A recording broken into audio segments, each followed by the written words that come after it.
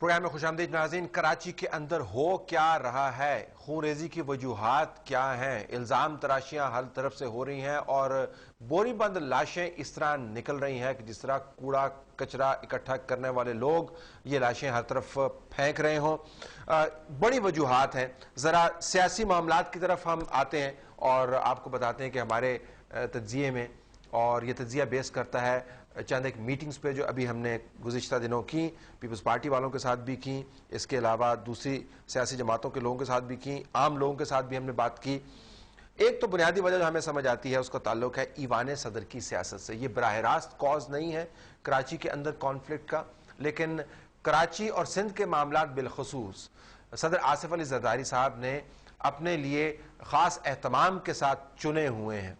वो इसके ऊपर पॉलिसी का इजरा करते हैं, वो दूसरी पार्टियों के साथ बातचीत करते हैं, वो लंदन में जाकर या अवामी नेशनल पार्टी के साथ या सिंध नेशनल्स के साथ भी अगर मुलाकात करते हैं, उसके कोई नोट्स अवेलेबल नहीं हैं। वो किस बुनियाद पर फैसले कर रहे हैं, वो किन मामलात को आगे लेके चल रहे हैं। ईवान सदर के अंदर मौजूद सदर आसिफ अली जरदारी साहब का सिंध के मामलात के ऊपर मुकम्मल तौर पर होल्ड है। अपनी पार्टी के किन लोगों को उन्होंने ईवान सदर में जगह देनी है, किन लोगों को उन्होंने ईवान सदर के अंदर जगह नहीं देनी। क्या वजह है कि सिंध के मामलात में डिस्कस करते हैं तो वो तमाम लोग उस मीटिंग में शामिल नहीं होते जिनको वहां पर होना चाहिए। यानी होम मिनिस्टर भी उस मीटिंग के अंदर नहीं होते, चीफ मिनिस्टर भी उस मीटिंग के अंदर नहीं होते। जरदारी साहब ये तमाम फैसले किस बुनियाद पर कर रहे हैं, इसके ऊपर किसी किस्म की कोई इंफॉर्मेशन अवेलेबल नहीं है। इसके ऊपर एक क्वारंटीन है, एक आयरन कर्टन डाल दिया गया है। लेकिन इन तमाम फैसलों की वजह से कुछ ना कुछ तो सियासी नताइज निकलते होंगे। जरदारी साहब जो स्टेप्स लेते हैं उनकी वजूहात से हम बिल्कुल आशना नहीं है, लेकिन उनके नताइज हमें नजर आते हैं। अगर उन्होंने मुफाहमत की है तो उसकी बुनियाद क्या है। अगर उन्होंने ये सोचा है कि हमने लियारी के अंदर अपना हाथ तगड़ा करना है तो उसकी बुनियाद क्या है।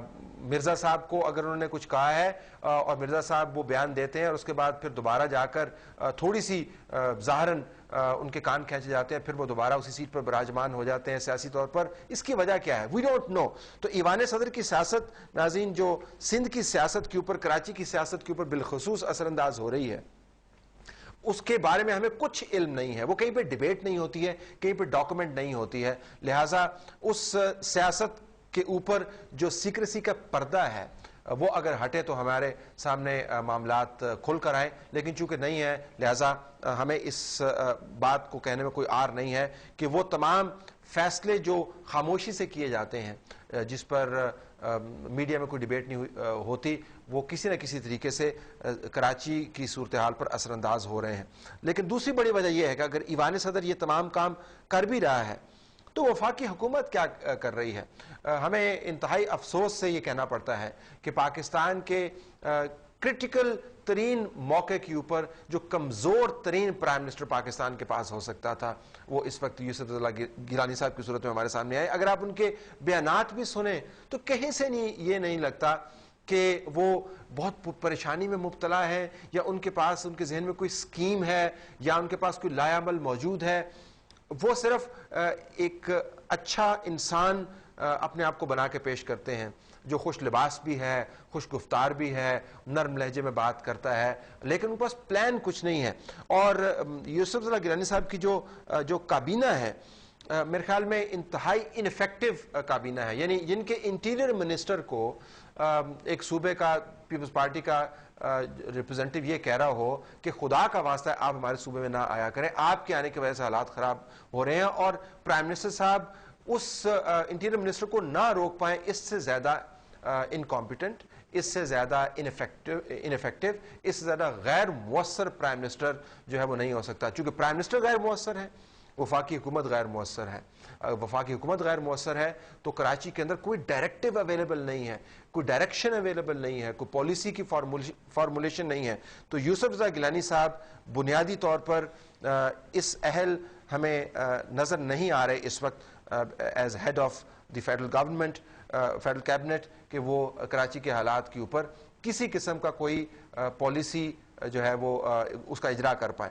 उनके साथ साथ नाज़रीन चले, अगर वफाकी हुकूमत जो है वो कमज़ोर होती, सूबाई हुकूमत अगर तगड़ी होती, तो फिर भी हालात जो है वो कंट्रोल हो सकते थे। कायम अली शाह साहब जो हैं वो हमें इस वक्त नाकाम अली शाह लग रहे हैं। यानी उनको बावजूद इसके कि पंजाब के अंदर अगर आप देखें या खैबर पख्तूनख्वा के अंदर भी अगर आप देखें, जब भी सूबे के हालात बिगड़ते हैं तो सबसे ज्यादा तनकीद जो है वो चीफ मिनिस्टर के ऊपर होती है, और होनी भी चाहिए।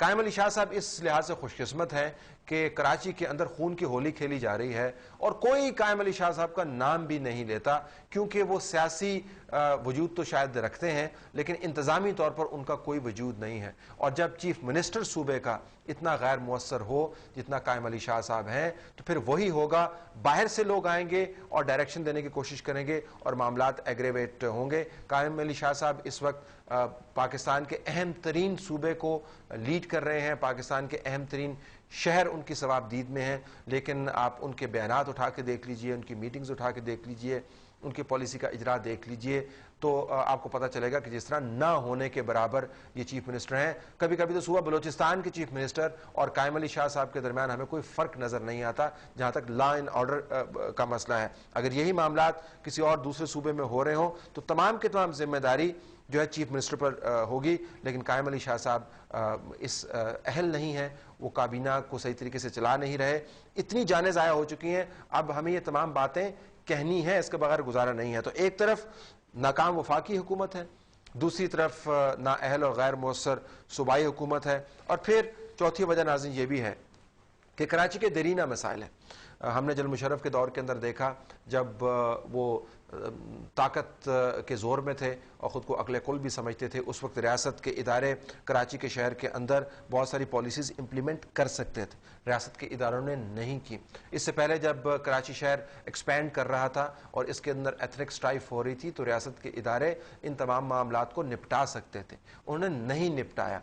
उन्होंने क्या किया, तमाम की तमाम तवज्जो जो है वो काउंटर टेररिज्म के ऊपर रखी और ये भूल गए कि पाकिस्तान के फाइनेंशियल नर्व सेंटर के अंदर क्या हो रहा है। तो intelligence agencies, army as an institution, जब जनरल मुशर्रफ के साथ वो रूल कर रहे थे, वो उस वक्त से लेकर अब तक कराची के अंदर जो कोताहियां हुई हैं, ये आपको एक क्यूमुलेटिव इफेक्ट उसका नजर आ रहा है। इसके साथ साथ नाज़रीन एक और भी वजह आपके सामने रखनी होगी। कराची के हालात जो है वो बहुत तब्दील हो गए। कराची के अंदर आबादी का तनासब बहुत तब्दील हो गया है। कराची के अंदर नए आने वाले जो हैं नए एम्बिशंस के साथ आ रहे हैं। कराची एक कोल्ड्रन है जिसके अंदर हालात तब्दील हैं, नए चेहरे नजर आते हैं। नए चेहरे हैं तो नई टेंशन्स हैं, जगह के ऊपर भी लड़ाई होगी, इसके अलावा फाइनेंशियल रिसोर्सेज के ऊपर भी लड़ाई होगी। कराची अब वो शहर नहीं रहा जो किसी एक के कब्जे में रह पाए।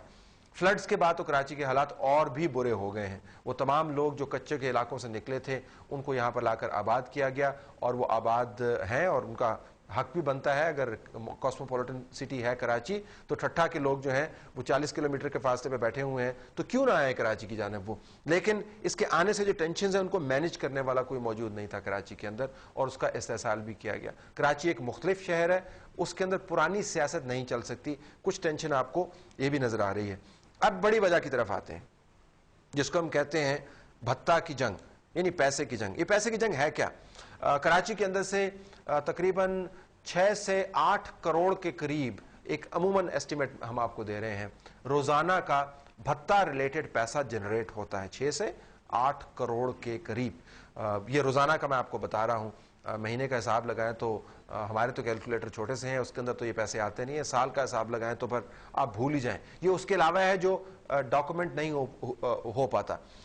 अब जब नए लोग शहर के अंदर आए हैं तो नए मुजरम भी बन रहे हैं, नए कार्टल्स भी बन रहे हैं, सबकी लड़ाई हो रही है इस पैसे के लिए। अगर आप जानना चाहें कि रमज़ान से पहले 351 लोग क्यों मारे गए दूसरे महीनों की निस्बत, तो हम आपको ये बता सकते हैं कि लड़ाई के अंदर बहुत सारा झगड़ा इस पर भी था कि ज़कात का पैसा कौन सा भत्ताखोर इकट्ठा करेगा। तो ये आपको जो 351 लोग मरे हुए नजर आते हैं, इसके पीछे पैसे की जंग है कि पैसा कौन कंट्रोल करेगा। पहले दुकानदार किसी को अगर 1 लाख रुपया देता था तो एक बंदे को देता था, अब वहां पर 3 मांगने वाले आ गए हैं और 3 मांगने वालों की आपस में लड़ाई है और बोरी बंद लाशें वहां से निकल रही हैं। तो पैसे की जंग हो रही है कराची में।